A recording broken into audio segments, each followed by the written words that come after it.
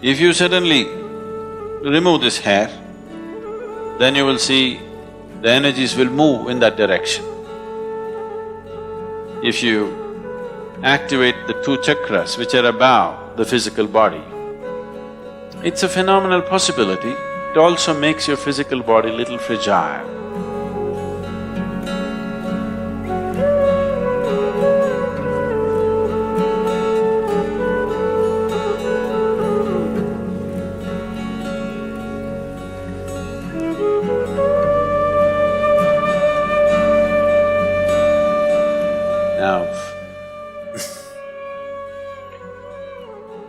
We've spoken plenty about this, but anyway, if you prune this tree today, the tree will focus its energy towards the area that's been pruned, and you will see, suppose you prune this part of the tree and don't prune that, you will see in this part of the tree, the number of leaves that will come out in the next 15 days or a month is much, much more than in the other part of the tree. Have you noticed this? Yes or no? Because now that this is pruned, the tree directs its energy in that direction.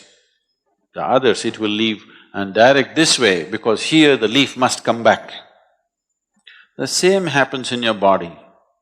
If you suddenly remove this hair, then you will see the energies will move in that direction. So people who are doing certain type of sadhana want that to happen. So people don't just shave their head whenever they feel like it.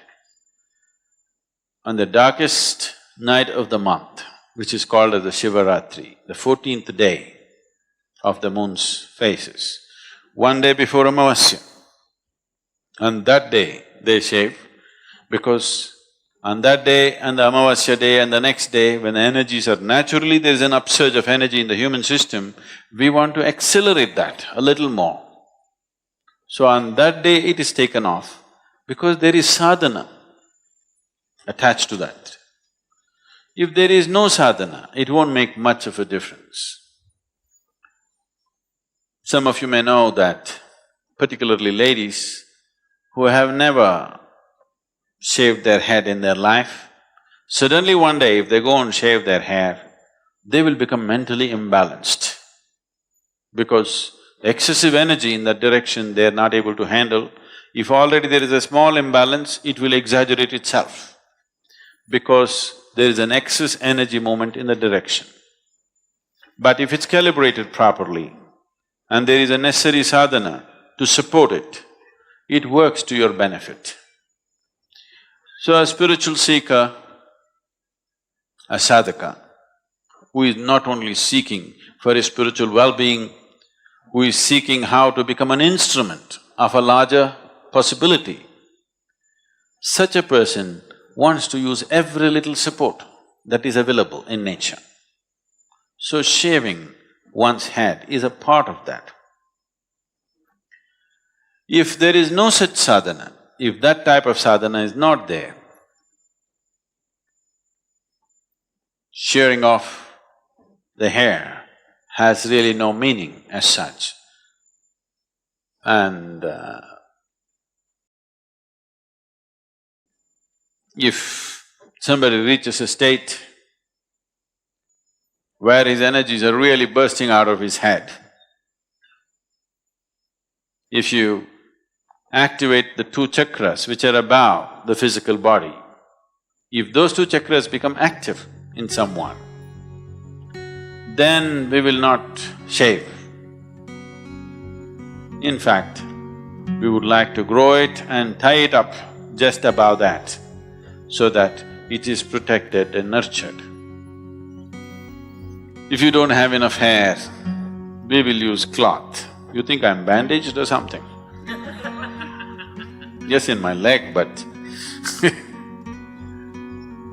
so, if there is not enough hair, then you have to use something else. But you will need that, otherwise there will be… once the two chakras above the physical body are on, it's a phenomenal possibility but it also makes your physical body little fragile. It tends to draw more than it should. And this is the reason lot of yogis die before they're 35. Because once they attain to a certain level of energy, if they don't know all the different aspects of the body, if they do not understand the mechanics of how the human system functions, if you do not understand all the tricks of the Creator, in how many ways He's made this so complex and sophisticated, because sophistication is not just to make it complicated. Sophistication means there are more possibilities than simplistic machine. This is a highly sophisticated machine, so once the energies have topped off, then it needs to be protected. If you have thick, long hair, that could be made use of. It's a natural garment. If you don't have, or if you're afraid you will lose your hair, then you dreadlock it. You know the dreadlocks you see in sadhu sannyasis, it can be done, I won't tell you how, because if you start going around with dreadlocks, that'll not be good. There is a way to get your hair into a dreadlock. So you do that. Or if you don't have that much hair, then you use something else. Garment or a cloth comes in handy. The nature of the body is such, the volume of energy that one neuron consumes in the body, in the brain, is many fold more than what one cell in the body consumes. So, in terms of the physical structure, how the energy consumption is distributed. You can see this yourself. If somebody worries about something, they will lose weight. The best ways to lose weight is worry about something. You know that, isn't it? Yes or no? Because more activity means, more stressful activity in the brain means it'll consume a lot of energy and it will bring down the body's weight. So, the reason why Hatha Yoga is as important as it is simply to be able to conduct the body in such a way that your energies are well rooted in your physicality before you attempt higher possibilities. If one is not well rooted in his physicality, then higher possibilities will take you off from physicality. Taking you off from physicality means one may become less capable physically or he may leave altogether. Some of the Buddhist scriptures say,